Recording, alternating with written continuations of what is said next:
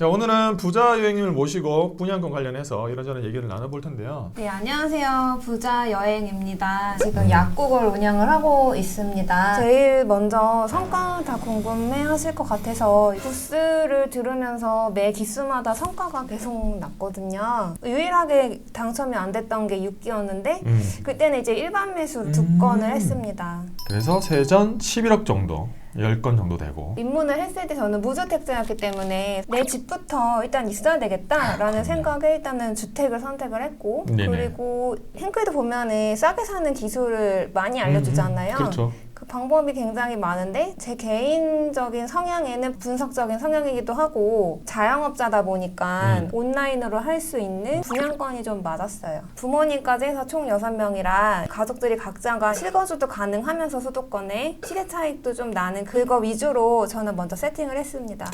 부모님이 얼마나 든든할까. 야, 진짜 뿌듯 하시겠다. 네, 많이 좋아하세요. 그리고 부동산 투자를 하려면은 일단 투자금을 많이 있어야 된다고 생각을 하기 때문에 남의 돈을 이용하는 거를 그냥 대출이랑 전세 보증금 레버리지를 쓰는 건데 이걸 많이 팠어요, 저는. 얘가 후분양 아파트예요.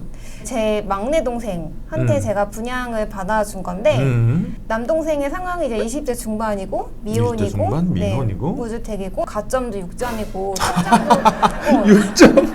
통장도 제가 만들려고 했는데 얘가 안 만들어가지고 지금 6점은 그냥 처음에 통장 만들면 생기는 게 6점 네, 정도냐 아니에요? 맞아요. 네. 그냥 만들었기 때문에 생긴 점수예요. 그러니까 상황이 굉장히 안 좋아요. LH에서 후분양을 했는데 이제 공공분양이었는데 처음에는 이것도 조건이 굉장히 까다로웠어요. 뭐 소득 조건도 있고 무주택 세대 주여야 되면서 뭐 통장은 뭐 2년 이상이어야 되고 가점도 뭐 있고 뭐 그런 게 있었는데 그게 조건이 너무 까다롭다 보니까 그거를 못 맞춘 사람들이 대거 이제 자녀 세대로 나온 거예요. 여기 1,500세대였는데 그 중에 반 정도가 자녀 세대로 나온 거예요. 반 정도가? 네, 반 정도가. 그래서 조건이 우와. 많이 완화가 됐고 세대주 아니어도 되고 통장도 필요 없고 무주택이기만 하면 지원을 할 수 있는 그런 아주 좋은 조건이었어요. 여기가 또 좋았던 게 하루 지나고 경쟁률 나오고 또 하루 지나고 경쟁률이 나와서 이 경쟁률이 어디가 낮은지가 다 확인을 할 수가 있었어요. 저는 이제 경쟁률을 제일 낮은 데를 무조건 썼죠. 배운 사람이니까.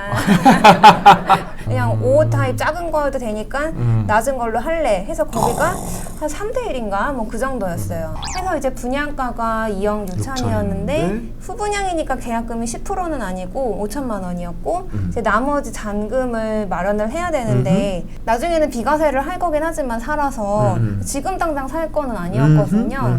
잔금 그냥 보통은 투자용이면은 다 전세로 돌리잖아요. 그때 전세가 너무 말도 안 되게 싼 거예요.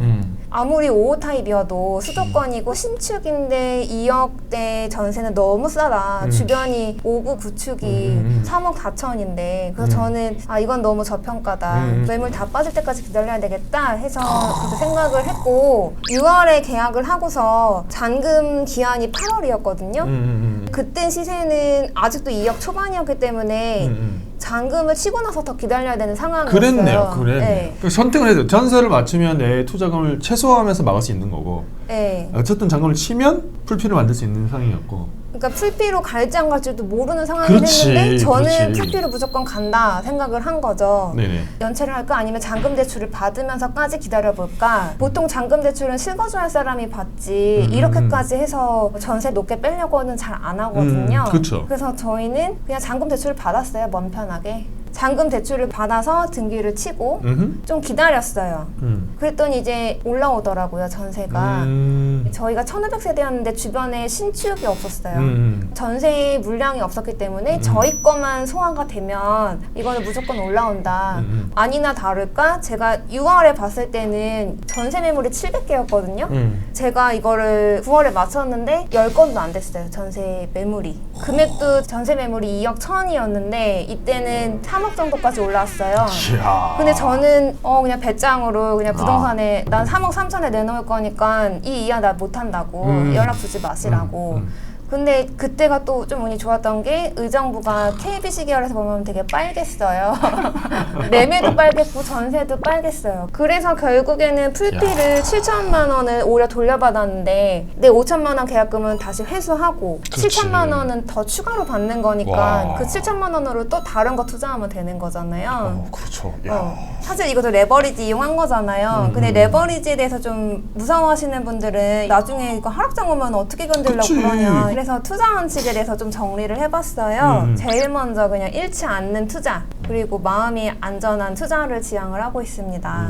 가치 판단을 해서 최대한 안전한 곳, 오를 곳 그런 거를 찾아서 들어가야지 잃지 않는 투자를 할 수 있겠죠. 가치 판단 체크리스트라고 제가 따로 만든 건데요. 네. 저는 이제 크게 세 가지로 이제 입지가 무조건 좋아야 되겠죠. 부동산에서 입지가 중요하니까.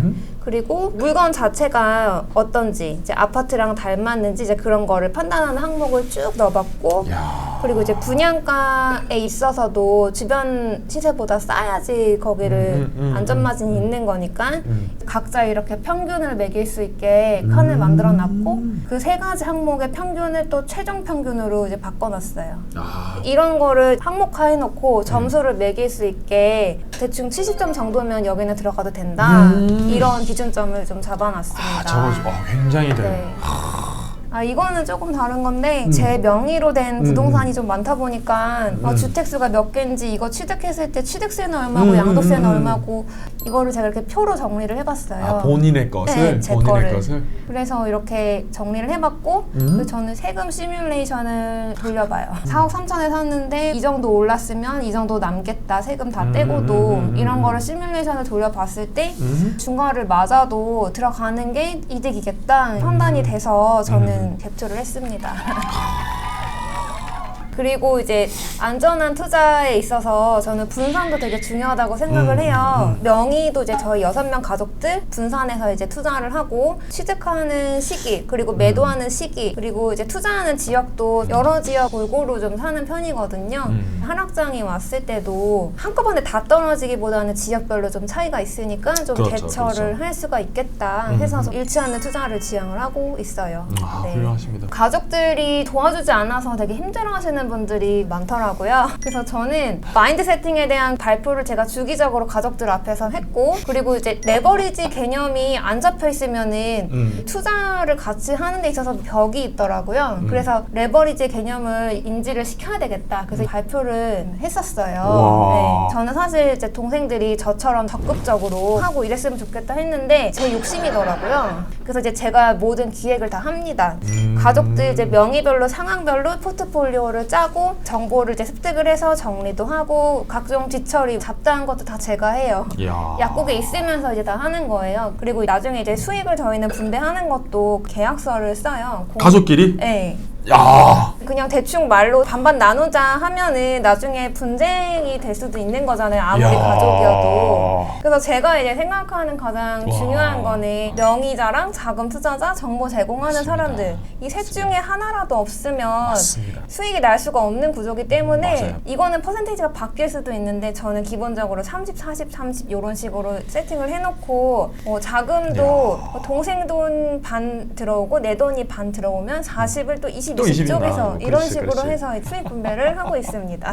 그리고 이제 자료 정리를 어떻게 하느냐, 저는 그냥 네이버 개인 카페를 그냥 비공개로 파서 여기에서 하는 게 저는 제일 편하더라고요. 저는 이제 폴더를 쭉 만들어 놨어요. 그래서 이제 그동안에 했던 물건들 폴더에 가보면 등기권리증 스캔한 거, 전세 계약서, 그런 잡다구리한 것들을 전부 다 써놓습니다. 구독 스터디 수업을 들으면 필기를 여기다 정리를 해놓고, 카페가 좋은 게 이제 검색을 할 수가 있어요. 그러면 이제 나중에 예를 들어서 송도에 내가 관심이 있는 분양건이 나왔다. 그러면 여기다 송도 이렇게 검색을 하면 그동안 선생님이 했던 물건 중에서 송도에 관련된 게 다 쫙 검색이 되는 거예요. 선생님이 어떻게 코멘트를 하셨는지 되돌아볼 수 있으니까 되게 편하더라고요. 일종의 나만의 검색 엔진이 되는 거예요. 또 이제 청약을 접수를 하다 보면 내가 무슨 단지를 접수를 했고 이게 청약 신청금이 얼마를 넣었고 3명 나올 때도 있고 6명 나올 때도 있단 말이에요. 그러면 기억이 잘 안 나요. 환불도 제대로 받았는지 기억이 안 나서 제 나름의 그런 기호예요. 그래서 청약 신청금이 있다 그러면은 별 하나를 해놔요. 여기 옆에다가 이렇게. 그러면은 이거는 이제 나중에 신청을 할 때 돈 넣는 거다 이런 의미고, 까만 별 하나는 이제 진짜 신청을 했다. 내 돈 300만 원씩 6명에서 1,800만 원 들어갔다. 나중에 받아라. 이 의미고, 그다음에 세 번째 까만 별은 선물 받았다 이 얘기예요. 훌륭하십니다. 훌륭하십니다.